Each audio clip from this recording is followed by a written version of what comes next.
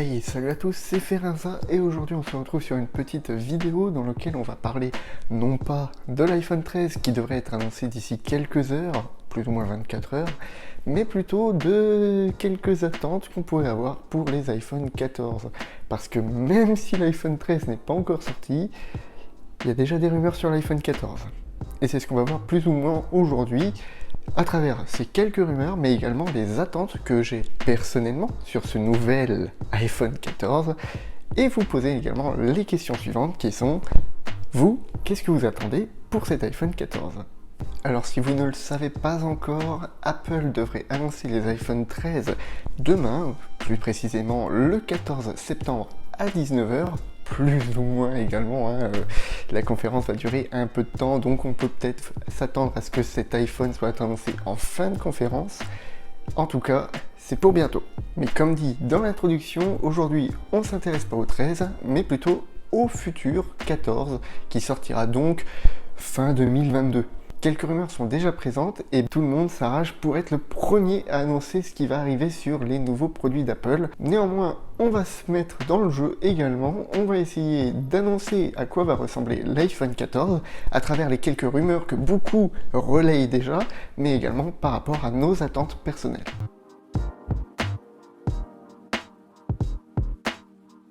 Commençons simplement par le design de l'iPhone 14.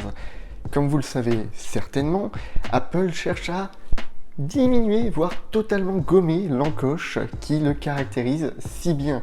Cette encoche est arrivée avec l'iPhone 10 et mine de rien, c'est un peu la signature de l'iPhone. C'est-à-dire qu'aujourd'hui, on reconnaît l'iPhone grâce à son encoche. Là où avant, on reconnaissait l'iPhone grâce à son bouton Home, le seul bouton qu'il y avait à l'époque sur les iPhones. Donc concernant cette encoche, Apple aurait certainement réussi, d'après les rumeurs, à dissimuler suffisamment d'éléments sous la dalle de l'écran pour permettre de gommer. Je ne suis pas sûre de comprendre. Il va falloir que je pense à désactiver Siri sur la montre.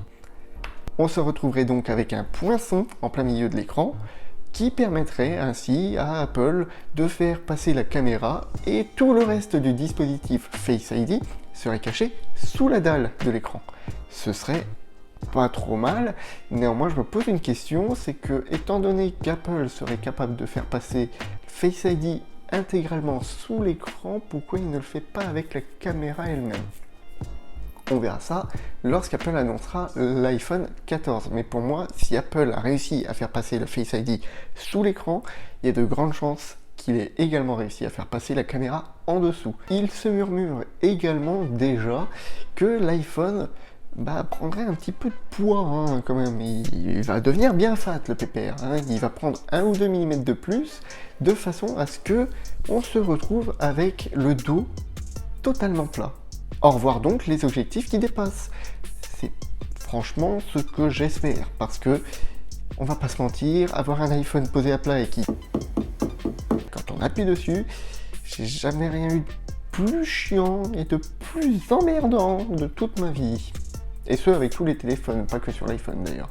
On se retrouverait donc, d'après ces rumeurs, avec un iPhone qui se rapprocherait très fortement de l'iPhone 4 et 4S.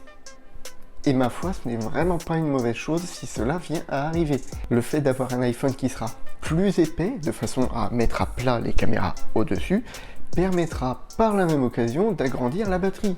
Et donc, ce faisant, avoir enfin un téléphone qui tient un peu plus que la journée. Alors c'est vraiment pas le cas actuellement, c'est l'un des points que je reproche le plus à l'iPhone 12. Bien, maintenant que les quelques rumeurs déjà présentes sur le net viennent d'être énoncées, et il n'y en a pas des masses, heureusement déjà, on va parler un peu de ce que personnellement j'attends pour l'iPhone 14, alors que bon sang bonsoir, je me prête à faire ce jeu alors que l'iPhone 13 n'est même pas encore annoncé. En dehors des 3 points déjà évoqués entre le fait d'avoir l'encoche diminuée, la batterie augmentée et le dos plat pour éviter les quand on appuie dessus, j'attends Apple vraiment au niveau de la photo. Parce que la photo est déjà très bonne, mais je trouve qu'on est très bridé. Et en plus de ça, malgré tout, malgré vraiment la très bonne qualité photo de l'iPhone, on arrive facilement à le mettre un petit peu à mal. et c'est dommage. Oui, le mode photo de nuit a corrigé énormément. Avant, on prenait une photo de nuit et puis c'était une bouillie de pixels, ou bien tout simplement c'était noir et on pouvait rien en faire. Aujourd'hui, on arrive à faire des photos de nuit et je me suis même surpris à en faire plusieurs et qui sont très satisfaisantes. Je vais d'ailleurs vous en mettre une que je trouve très satisfaisante et qui, pour moi, a éveillé un très grand intérêt pour la photo de nuit à l'iPhone.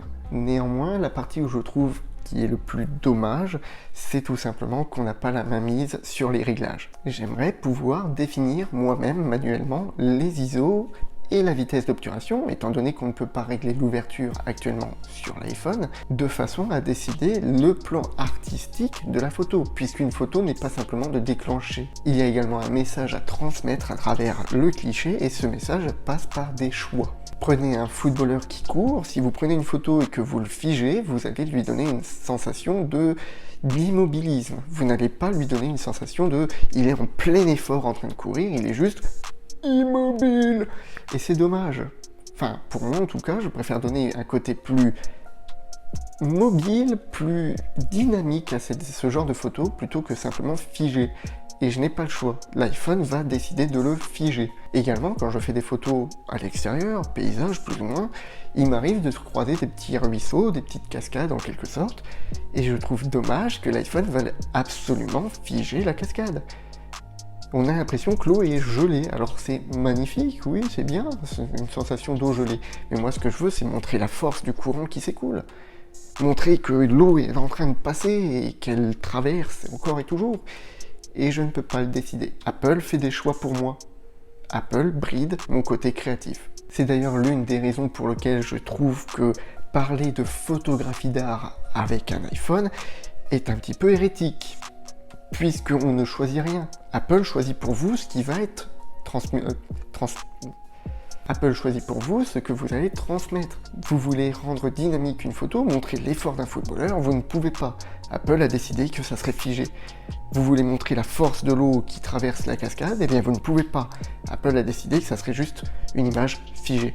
Et c'est dommage. J'attends beaucoup, mais vous l'aurez compris, c'est une partie software plutôt que hardware, qu'Apple se décide enfin à nous dire « Bonjour, vous avez le format Pro ».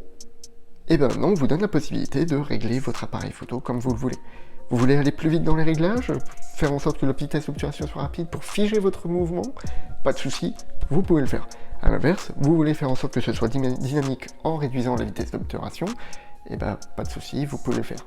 Là actuellement, j'ai plus l'impression d'être l'outil de mon appareil plutôt que l'appareil est mon outil personnel. Autre point, mais ça tout le monde le demande plus ou moins, on va pas se mentir, Apple, ça fait 5-6 ans que l'USB type C est démocratisé. Ce serait peut-être temps d'y passer, surtout que tu le fais sur ton iPad Pro et iPad Air. Ce serait bien de suivre la logique, faire en sorte qu'on n'ait qu'un seul câble, et surtout qu'on n'ait pas besoin d'adaptateur. Parce que là c'est un peu emmerdant. J'ai un câble pour l'iPad, un câble pour l'iPhone, un câble pour la Watch, un câble pour le Mac. Oui, parce que je suis encore aux anciennes versions du Mac. Et ça parle d'écologie. Je pense que tu as loupé une étape. Un dernier petit point sur lequel j'attends Apple pour l'iPhone 14, mais cette fois-ci, comme pour la photo, c'est plus software que hardware, c'est le fait d'être beaucoup plus libre sur les raccourcis et les automatisations. Parce qu'actuellement on peut faire énormément de trucs et je suis très ravi d'avoir pu faire des petits raccourcis aux petits oignons. Néanmoins, il y a des fois où je me trouve très limité. Et je me dis, bon sang, il n'y a rien de bien compliqué à ajouter cette fonctionnalité. Donc, vous avez mis en place les raccourcis, c'est génial. Bravo à vous, sincèrement, avec tout le respect, tout ce que vous voulez, faut bien reconnaître que le roi est le roi. Néanmoins, le roi est peut-être un petit peu... il s'assoit un peu sur ses lauriers là. Et ça serait bien de mettre un petit peu plus de travail là-dedans. Parce que vous pouvez faire des miracles avec le raccourci. L'automatisation, la gestion de tel élément qui se fait tel truc, et puis ça, et puis ça pourrait aller tellement loin, mais on se retrouve tellement bridé. On se retrouve tellement bridé que, par exemple, il est très chiant pour ma part quand mon iPhone arrive à la maison et qu'il détecte que le Wi-Fi, il se connecte au Wi-Fi, pour être plus précis que juste je me trouve dans un rayon de 250 mètres, eh bien il me demande l'autorisation pour exécuter le raccourci. J'ai aucun moyen de lui dire non, ne me demande pas, fais-le. Il me demande automatiquement l'accord.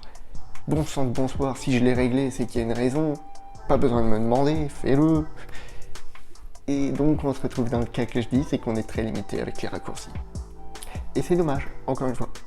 Et vous, qu'est-ce que vous attendez pour l'iPhone 14 et également en parallèle pour iOS 16 qui sortira avec naturellement?